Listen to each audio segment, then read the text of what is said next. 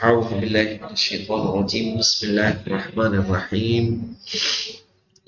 شیعہ شناسی میں آج ہماری گفتگو ہونی ہے حدیث منزلت کے بارے میں۔ اس سے پہلے جو حدیث پڑھی تھی وہ حدیث تھی حدیث غدیر، جس پر والد اعتراضات اس کے جوابات میں پڑھے۔ آج جو حدیث ہے اور یہ ہماری گفتگو کس میں چل رہی ہے یاد ہے؟ ہاں، نص امامت میں، یعنی امامت کے بارے میں دلائل کون کون سے وارد ہوئے ہیں۔ تو پہلے ہم نے 3 دلیلیں کس سے لی؟ قرآن مجید سے۔ کون کون سی؟ اور آئے ولایت، صحیح ہے، 3 آیتیں لی۔ اب دوسری حدیث ہمارے پاس ہے حدیث منزلت، حدیث غدیر کے بعد صحاح و مسانید کے مؤلفین۔ صحاح سمجھ رہے ہیں نا، صحاح ستہ، صحیح بخاری، صحیح۔ مسانید مسند ابن حنبل، دیکھ رہا ہے؟ تو اس طرح سے جو صحاح ہیں اور مسانید ہیں کہ مؤلفین، مورخین اور سیرت نگاروں نے نقل کیا ہے کہ پیغمبر اکرم صلی اللہ علیہ وآلہ وسلم نے متعدد مواقع پر حضرت علی علیہ السلام سے اپنی نسبت کو ہارون اور موسیٰ کی نسبت کے مانند قرار دیا ہے، سوائے اس کے کہ ہارون نبی تھے اور علی نبی نہیں ہے، اس لیے کہ پیغمبر پر نبوت کا خاتمہ ہو گیا ہے۔ کیا فرمایا تھا؟ یا علی انت منی بمنزلت ہارون من موسیٰ، یعنی اے علی آپ کی وہی منزلت ہے جو منزلت ہارون کی موسیٰ کے نزدیک تھی۔ اچھا، یہ تمام احوال میں، تمام حالتوں میں، یعنی جو رتبہ موسیٰ کا، ہارون کا موسیٰ کے نزدیک ہے، وہی مرتبہ کس کا ہوگا؟ اور جس چیز سے مستثنا کیا ہے وہ آگے کہہ دیا الا انہ لا نبی بعدی، سوائے اس کے کہ میرے بعد کوئی نبی نہیں۔ کہہ رہے حدیث منزلت سند کے لحاظ سے متواتر اور قطعی ہے، سمجھ میں آیا؟ یعنی یقینی ہے ہر کسی نے، جب صحاح میں موجود ہے، مسانید میں موجود ہے، تو اس کا مطلب صحیح ہے، یعنی اس کو شیعہ اور سنی دونوں قبول کر رہے ہیں۔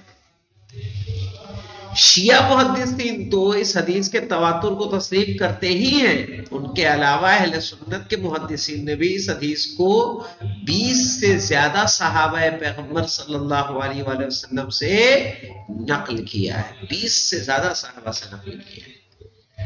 ابو عبداللہ گنجی شافعی جو 658 ہجری میں متوفی ہوئے، حدیث منزلت نقل کرنے کے بعد کہتے ہیں کہ اس حدیث کی صحت متفق علیہ، اور ابو عبداللہ بخاری، مسلم ابن حجاج، ابو داؤد، ابو عیسیٰ ترمذی، ابو عبد الرحمن نسائی، ابن ماجہ قزوینی جیسے ائمہ حفاظ نے اپنے صحاح اور مسانید میں اس حدیث کو نقل کیا ہے، اور سب اس کی صحت پر متفق ہیں۔ اس حدیث کا مطلب یہ ہے کہ ہارون کو موسیٰ سے جتنی نسبتیں تھیں نبوت کے علاوہ، علی علیہ السلام کو پیغمبر صلی اللہ علیہ وسلم سے وہ تمام نسبتیں حاصل ہیں۔ قرآن کریم نے ہارون کی جن نسبتوں کا تذکرہ کیا وہ یہ ہیں، پہلا کیا ہے؟ وزارت، جس کا ہمارا دعویٰ ہے کہ علی نبی کے کیا ہیں؟ خلیفہ ہیں، وزیر ہیں۔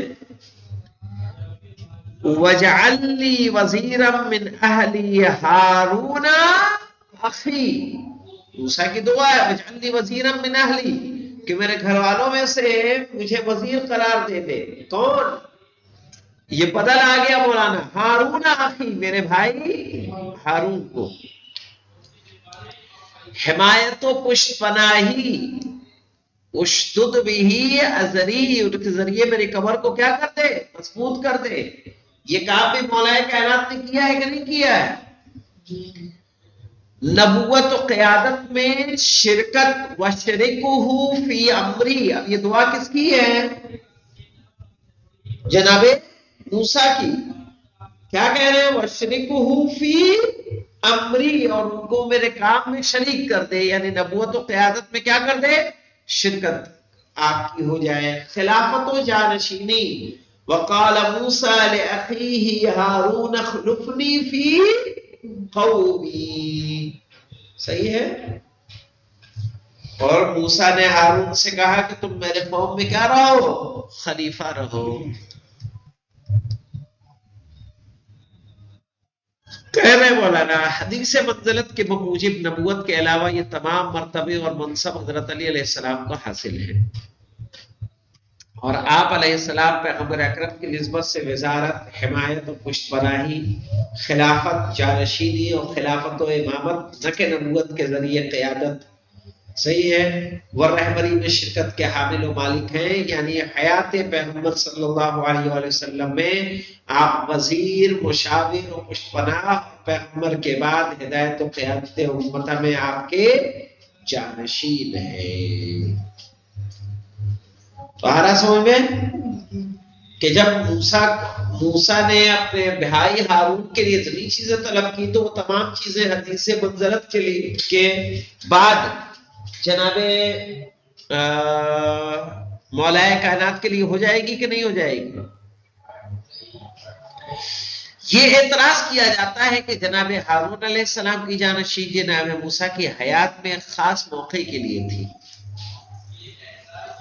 یہ جو آیت ہم نے پڑھی اوپر والی کون سی؟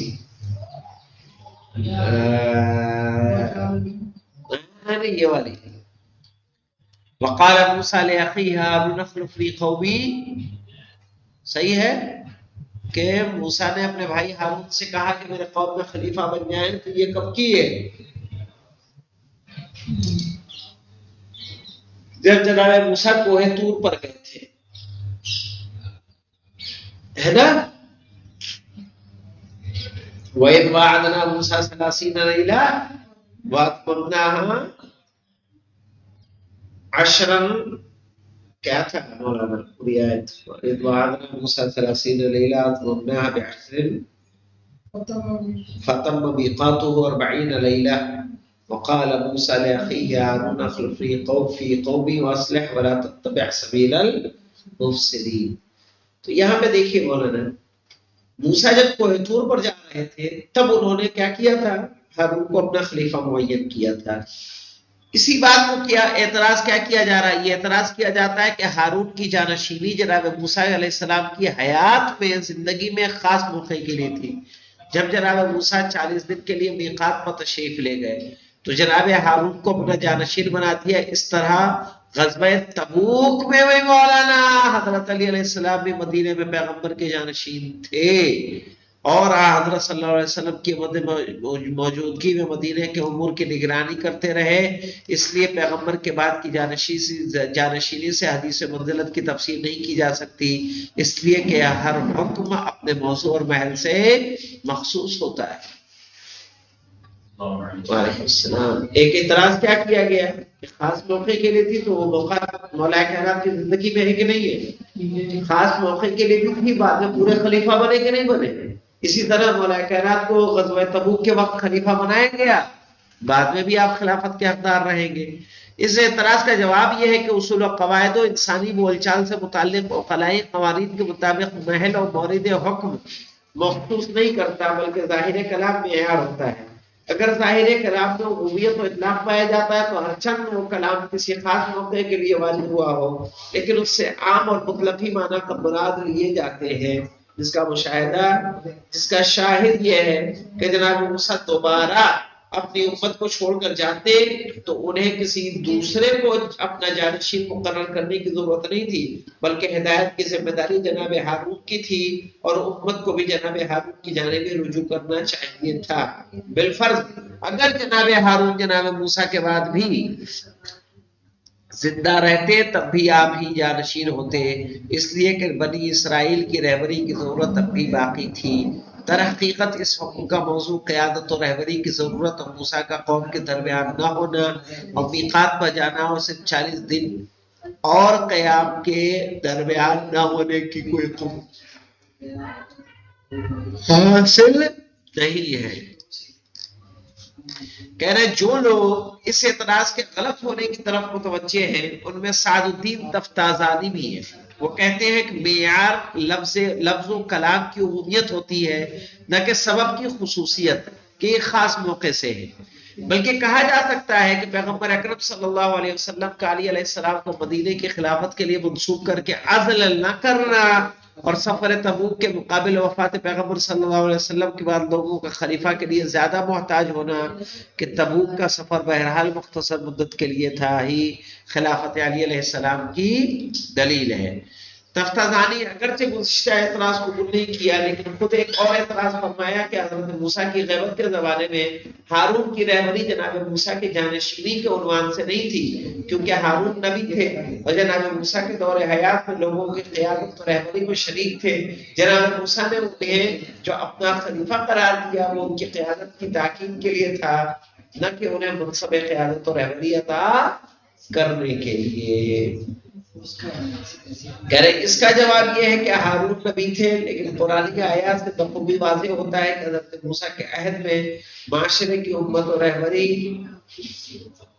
حضرت موسیٰ علیہ السلام سے ہی مخصوص تھی اور جناب ہارون علیہ السلام وزیر و معاون کے عنوان سے ان کے شریک کار تھے۔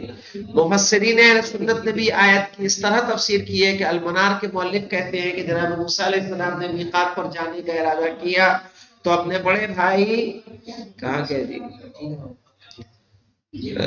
تو اپنے بڑے بھائی ہارون کو جانشین بنا دیا تاکہ وہ لوگوں کے درمیان فیصلے کریں اور ان کے امور کی دیکھ بھال کرتے رہیں، اس لیے کہ اس وقت ریاست و قیادت موسیٰ علیہ السلام کے ذمہ تھی، ہارون ان کے وزیر و معاون و مددگار تھے۔ بنیادی طور پر یہ آیت امامت کے نبوت سے جدا ہونے کی ایک دلیل ہے، لیکن اگر ہارون کے درجہ نبوت پر فائز ہونے کے ساتھ ساتھ